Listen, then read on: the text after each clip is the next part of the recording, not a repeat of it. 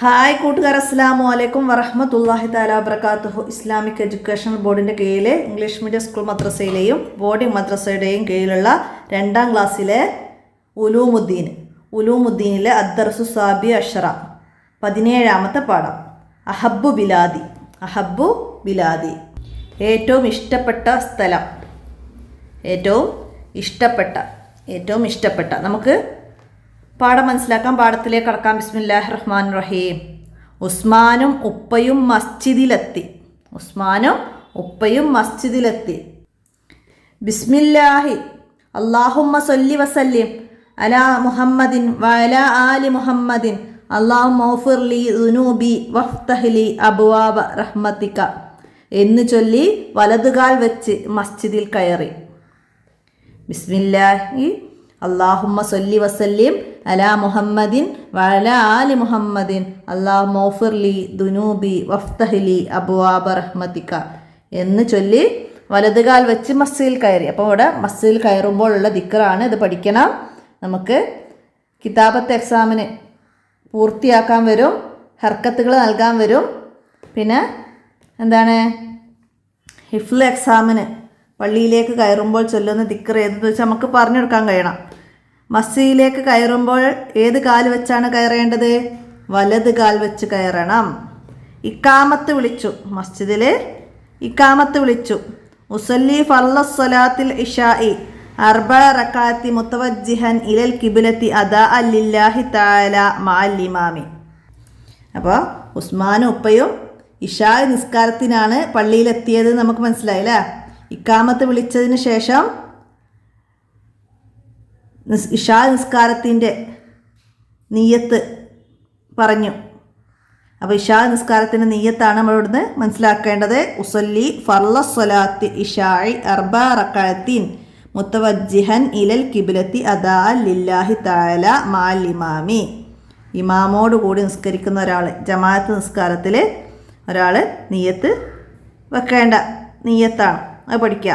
അപ്പോൾ ഇവിടെ അസ്ർ നിസ്കാരമാണെങ്കിലോ ഇവിടെ സ്വലാത്തിൽ ഇശായിക്ക് പകരം സ്വലാത്തിൽ അസ്ർ എന്ന് നിയ്യത്ത്. ലുഹ്റാണെങ്കിൽ സ്വലാത്തുൽ ലുഹരി, സ്വലാത്തുൽ അസ്ർ, അങ്ങനെ പേര് മാറ്റുക. പിന്നെ മഗ്രിബിനാണെങ്കിൽ 4 റക്അത്തില്ല, 3 ഉള്ളൂ. അപ്പോൾ സ്വലാത്തിൽ മഗ്രിബി സലാസ റക്അത്തിൻ അങ്ങനെ മാറ്റുക. പിന്നെ സുബഹിക്ക് 2 റക്അത്താണ്. അപ്പോൾ ഉസല്ലി ഫർള സുബഹി റക്അത്തൈനി മുതവജ്ജിഹൻ അങ്ങനെ മാറ്റാൻ മനസ്സിലാക്കി പഠിക്കുക. എന്താണ് അതിൻ്റെ അർത്ഥം? എന്താ വരുന്നത്? ഇശാ എന്ന ഫർള് നിസ്കാരം 4 റക്അത്ത് ഖിബിലയിലേക്ക് തിരിഞ്ഞ് ഇമാമോട് കൂടെ അദാ ആയി അല്ലാഹു തആലാക്ക് ഞാൻ നിസ്കരിക്കുന്നു. ഇശാ എന്ന ഫർള് നിസ്കാരം 4 റക്അത്ത് ഇമാമോട് കൂടിയിട്ട് ഖിബിലയിലേക്ക് തിരിഞ്ഞ് അദാ ആയി അല്ലാഹു തആലാക്ക് ഞാൻ നിസ്കരിക്കുന്നു. ഇനി നമുക്ക് അദാ ആയി നിസ്കരിക്കാൻ കഴിഞ്ഞില്ല, ഒരു യാത്രയിൽ പെട്ട് നിസ്കാരം ഖളാ ആയിപ്പോയി. അപ്പം നമ്മൾ എന്ത് ചെയ്യും? അത് ഖളാ വീട്ടും. അപ്പം നമ്മൾ എന്ത് ചെയ്യണം? ഇലൽ ഖിബ്ലത്തി അദാഅ ലില്ലാഹി തആല എന്നുള്ളടത്ത് ഖളാ ലില്ലാഹി തആല എന്ന് മാറ്റണം. ഖളാ ലില്ലാഹി തആല എന്ന് മാറ്റിയിട്ട് നിയ്യത്ത് പറയണം. അപ്പോൾ ഇവിടെ അദാ ആയി എന്നത് ഖളാ ആയി അല്ലാഹു തആലാക്ക് ഞാൻ നിസ്കരിക്കുന്നു. അപ്പോൾ നമ്മൾ ഖളാ വീട്ടുമ്പോൾ ഇമാമുണ്ടാവില്ല, ഇമാമോട് കൂടെ എന്നുള്ളത് ഒഴിവാക്കണം. മനസ്സിലായില്ലേ? അതൊക്കെ ഇന്ന് മനസ്സിലാക്കണം. എന്ന് നിയ്യത്ത് ചെയ്ത് തക്ബീർ ചൊല്ലിക്കൊണ്ട് 2 ചുമലിന് നേരെ കൈ ഉയർത്തി നെഞ്ചിനും പൊക്കിളിനും ഇടയിൽ കൈ കെട്ടി ദുആഉൽ ഇഫ്തിതാഹ് ചൊല്ലി. അപ്പോൾ നമ്മൾ ഇശാ നിസ്കരിക്കുകയാണല്ലേ. ഉസ്മാനും ഉപ്പയും മസ്ജിദിലെത്തി ജമാഅത്തായിട്ട് ഇശാ നിസ്കരിക്കുകയാണ്. നിയ്യത്ത് ചെയ്തു. എന്നിട്ട് എന്താ ചെയ്തത്? തക്ബീർ ചൊല്ലി. തക്ബീർ പറഞ്ഞാൽ അല്ലാഹു അക്ബർ എന്ന് ചൊല്ലുന്നതിനാണ് തക്ബീർ എന്ന് പറയുന്നത്. തക്ബീർ ചൊല്ലിക്കൊണ്ട് 2 ചുമലിനു നേരെ കൈ ഉയർത്തി. നമ്മൾ അല്ലാഹു അക്ബർ എന്ന് പറഞ്ഞ് കൈ നമ്മളെ ചെവിൻ്റെ നേരെ, ഷോൾഡറിൻ്റെ നേരെ ആയിട്ട് ഉയർത്തും അല്ലേ? അങ്ങനെ 2 ചുമലിന് നേരെ കൈ ഉയർത്തി നെഞ്ചിനും പൊക്കിളിനും ഇടയിൽ കൈ കെട്ടും അല്ലേ? കൈ കെട്ടി, നെഞ്ചിൻ്റെയും പൊക്കിളിൻ്റെയും ഇടയിലായിട്ട് കൈ കെട്ടി. എന്നിട്ട് ദുആഉൽ ഇഫ്തിതാഹ് ചൊല്ലി. നമ്മൾ മുന്നത്തെ പാഠത്ത് പഠിച്ചില്ലേ ദുആഉൽ ഇഫ്തിതാഹ്? ഏതായിരുന്നു? വജ്ജഹത്തു വജ്ഹിയൽ ഇല്ലതി എന്ന് തുടങ്ങുന്നത് അല്ലേ? അപ്പോൾ കൈ കെട്ടി ആദ്യം വജ്ജഹത്തു ചൊല്ലി. അപ്പോൾ തക്ബീർ ചൊല്ലി കൈ കെട്ടി ഉടനെ എന്താണ് ചൊല്ലേണ്ടത്? എന്താണ്? ദുആഉൽ ഇഫ്തിതാഹാണ് ചൊല്ലേണ്ടത്. മനസ്സിലാക്കട്ടാ. ദുആഉൽ ഇഫ്തിതാഹിന് ശേഷം ഇമാമ് ഉച്ചത്തിൽ ഫാത്തിഹ ഓതി. ഇമാമ് ഉച്ചത്തിൽ ഫാത്തിഹ ഓതി. എല്ലാവരും ശ്രദ്ധിച്ചു കേട്ടു. ഇമാമിനോടൊപ്പം എല്ലാവരും ഉച്ചത്തിൽ ആമീൻ പറഞ്ഞു. അപ്പോൾ ഇമാം ഉച്ചത്തിൽ ഫാത്തിഹ ഓതുമ്പോൾ പിന്നിൽ നിൽക്കുന്ന മഅ്മൂമ് ശ്രദ്ധിച്ച് കേൾക്കണം. എന്നിട്ട് ഇമാമിനോടൊപ്പം ഉച്ചത്തിൽ ആമീൻ പറയണം. മനസ്സിലാക്കുക. എല്ലാവരും പതുക്കെ ഫാത്തിഹ ഓതി. അതിനുശേഷം പിന്നെ എല്ലാവരും പതുക്കെ ഫാത്തിഹ ഓതി. ഇമാം ഉച്ചത്തിൽ സൂറത്തും ഓതി. എല്ലാവരും ശ്രദ്ധിച്ചു കേട്ടു. അപ്പോൾ ഇമാമ് ഫാത്തിഹ ഓതി, അതിനുശേഷം മഅ്മൂമ് ഫാത്തിഹ ഓതി. ഇമാം ഉച്ചത്തിൽ സൂറത്ത് ഓതിയതിന് ശേഷം ഇമാമ് ഉച്ചത്തിൽ സൂറത്ത് ഓതി. പിന്നെ എല്ലാവരും ശ്രദ്ധിച്ചു കേട്ടു. ഇമാമ് തക്ബീർ ചൊല്ലിക്കൊണ്ട് കൈകൾ ഉയർത്തി. ശേഷം റുക്കൂ ചെയ്തു. അതായത് വജ്ജഹത്തു, ദുആഉൽ ഇഫ്തിതാഹ്, ഫാത്തിഹ, സൂറത്ത് എന്നിവ ഓതിയതിനു ശേഷം ഇമാമ് തക്ബീർ ചൊല്ലിക്കൊണ്ട് കൈകൾ ഉയർത്തി. വീണ്ടും അല്ലാഹു അക്ബർ എന്ന് തക്ബീർ ചൊല്ലിക്കൊണ്ട് കൈ ചുമലിന് നേരെ ഉയർത്തി. ശേഷം റുക്കൂ ചെയ്തു. റുക്കൂ എല്ലാവർക്കും അറിയാമല്ലോ അല്ലേ? 2 കൈയും മുട്ടിൽ വെച്ച് കുനിയണം അല്ലേ? അങ്ങനെ കുനിയുന്നതാണ് റുക്കൂ. അപ്പോൾ റുക്കൂയിൽ എന്താ ചൊല്ലേണ്ടത്? നമ്മൾ മുന്നേ ക്ലാസ് പഠിച്ചിട്ടുണ്ട്. എന്താണ്? സുബ്ഹാന റബ്ബിയൽ അലീം വബിഹംദിഹി എന്ന് 3 തവണ ചൊല്ലണം അല്ലേ? അതിനുശേഷം എഴുത്തിദാലിലേക്ക് ഉയരുകയാണ്. എഴുത്തിദാലിലേക്ക് ഉയർന്നു. അപ്പോൾ എന്താണ്? സമി അല്ലാഹു ലിമൻ ഹമിദ എന്ന് പറഞ്ഞ് എഴുത്തിദാലിലേക്ക് ഉയർന്നു. റുക്കൂയിൽ നിന്ന് സമി അല്ലാഹു ലിമൻ ഹമിദ എന്ന് പറഞ്ഞ് എഴുത്തിദാലിലേക്ക് ഉയർന്നു. അപ്പോൾ അത് മനസ്സിലാക്കുക കേട്ടോ. റുക്കൂയിൽ നിന്ന് ഉയരുമ്പോൾ എന്ത് ചൊല്ലണം? ചോദ്യം വരാം. എന്താണ്? സമി അല്ലാഹു ലിമൻ ഹമിദ. റുക്കൂയിൽ നിന്ന് ഉയരുമ്പോൾ സമി അല്ലാഹു ലിമൻ ഹമിദ എന്ന് പറയാം. അപ്പോൾ അത് ലിമൻ എന്ന് വിട്ടിട്ട് നമുക്ക് വിട്ട ഭാഗം പൂരിപ്പിക്കാൻ വരും അല്ലേ? അപ്പോൾ അതൊക്കെ എഴുതി കൊടുക്കാൻ കഴിയണം.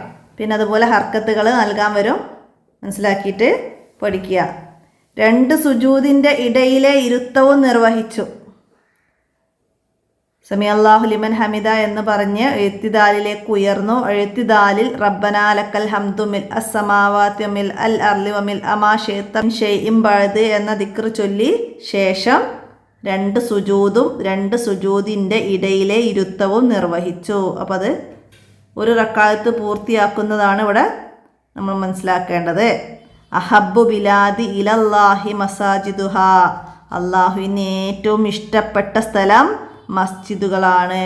അള്ളാഹുവിന് ഏറ്റവും ഇഷ്ടപ്പെട്ട സ്ഥലം ഏതാണ്? മസ്ജിദുകളാണ്. ചോദ്യം വരും, അള്ളാഹുവിന് ഏറ്റവും ഇഷ്ടപ്പെട്ട സ്ഥലം ഏത്? മസ്ജിദ്. ഇനിയാ ഇത് മീനിങ് ഒക്കെ മനസ്സിലാക്കുക. നമുക്ക് ഇതിൻ്റെ വർക്ക് ബുക്ക് നോക്കാം. നമുക്ക് വർക്കിൽ ചോദ്യങ്ങൾക്ക് ഉത്തരം എഴുതാനാണ്. മസ്ജിദിൽ പ്രവേശിക്കുമ്പോൾ ഏത് കാൽ ആദ്യം വെക്കണം? ഏത് കാലായിരുന്നു? നമ്മളോട് അടയാളപ്പെടുത്തി വെച്ചിട്ടുണ്ട്. വലത് കാലാണ് മസ്ജിദിലേക്ക് വെക്കേണ്ടത്. അടുത്തതാ, മസ്ജിദിൽ പ്രവേശിക്കുമ്പോൾ എന്ത് ചൊല്ലണം?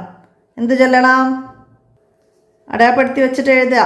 ബിസ്മില്ലാഹി അല്ലാഹുമ്മ സല്ലി വസല്ലിം അലാ മുഹമ്മദിൻ വഅലാ ആലി മുഹമ്മദിൻ അല്ലാഹുമ്മ ഗഫിർ ലി ദുനൂബി വഫ്തഹ് ലി അബ്വാബ റഹ്മതിക. അത് എഴുതുക. ഇനി അടുത്ത ഇഷാഇൻ്റെ നിയ്യത്ത് എഴുതാനാണ്. ഇഷാഇൻ്റെ നിയ്യത്ത് അപ്പോൾ നമുക്ക് അറബി തന്നെ എഴുതാം. ഉസല്ലി ഫർളസ് സ്വലാത്തിൽ ഇഷാഇ 4 റക്അത്തിൻ മുതവജ്ജിഹൻ ഇലൽ കിബ്ലത്തി അദാ ലില്ലാഹി തആല മഅൽ ഇമാം. അത് എഴുതട്ടാ. അർത്ഥം മനസ്സിലാക്കി പഠിക്കുകയും വേണട്ടാ. 4ാമത്തെ ചോദ്യം, ഇമാമിനൊപ്പം എല്ലാവരും ഉച്ചത്തിൽ പറഞ്ഞത് എന്തായിരുന്നു? ഇമാമിനൊപ്പം എല്ലാവരും ഉച്ചത്തിൽ പറഞ്ഞത് ആമീൻ.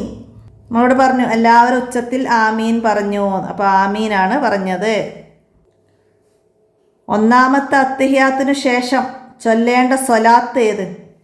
1ാമത്തെ അത്തഹിയാത്തിനു ശേഷം ചൊല്ലേണ്ട സ്വലാത്ത് ഏത്?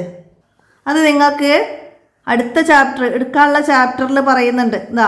അത്തഹിയാത്തും ശേഷം അല്ലാഹുമ്മ സല്ലി അലാ സയ്യിദിന മുഹമ്മദിൻ എന്നതുവരെയുള്ള സ്വലാത്തും ചൊല്ലിയെന്ന്. അപ്പോൾ അല്ലാഹുമ്മ സല്ലി അലാ സയ്യിദിന മുഹമ്മദിൻ അതാണ് ഒന്നാമത്തെ അത്തഹിയാത്തിന് ശേഷം ചൊല്ലേണ്ട സ്വലാത്ത്. അടുത്ത എന്താണ്? അള്ളാഹുവിന് ഏറ്റവും ഇഷ്ടമുള്ള സ്ഥലം ഏതാണ്? മസ്ജിദാണ്, മസ്ജിദുകളാണ്. അള്ളാഹുവിന് ഏറ്റവും ഇഷ്ടമുള്ള സ്ഥലം മസ്ജിദുകളാണ്. അപ്പോൾ ഇത്രയാണ് ഇതിൽ വന്ന ചോദ്യങ്ങൾ. അപ്പോൾ ഇതിലല്ലാതെ നിങ്ങൾ പാഠത്തിൽ നിന്ന് മനസ്സിലാക്കേണ്ട കാര്യങ്ങളുണ്ട്. നിയ്യത്ത് ചെയ്ത് എന്താണ് ചെയ്തത്? തക്ബീർ ചൊല്ലിക്കൊണ്ട് ഇരു ചുമലിന് നേരെ കൈ ഉയർത്തി നെഞ്ചിനും പൊക്കിളിനും ഇടയിലാണ് കൈ കെട്ടിയത്. ഒക്കെ ചോദ്യമായിട്ട് വരാം. എവിടെയാണ് തക്ബീറോടുകൂടി കൈകൾ കെട്ടേണ്ടത്? എവിടെയാണ്? നെഞ്ചിനും പൊക്കിളിനും ഇടയിലാണ്. ശേഷം എന്ത് ചൊല്ലണം? ദുആഉൽ ഇഫ്തിതാഹ്, ഫാത്തിഹ, സൂറത്ത്, അങ്ങനെയൊക്കെ മനസ്സിലാക്കുക കേട്ടോ. പിന്നെ റുക്കൂയിൽ നിന്ന് ഉയരുമ്പോൾ എന്ത് ചൊല്ലണം? സമി അല്ലാഹു ലിമൻ ഹമിദ എന്ന് ചൊല്ലണം. അപ്പോൾ അതൊക്കെ മനസ്സിലാക്കി പാഠത്തിൽ പഠിക്കുക, ഉപകാരപ്പെടുത്തുക. വീഡിയോ കൂട്ടുകാർക്കൊക്കെ ഷെയർ ചെയ്തെടുക്കുക. അടുത്ത പാഠവുമായി അടുത്ത വീഡിയോയിൽ കാണാം. അസ്സലാമു അലൈക്കും വറഹ്മത്തുള്ളാഹി വബറകാതുഹു.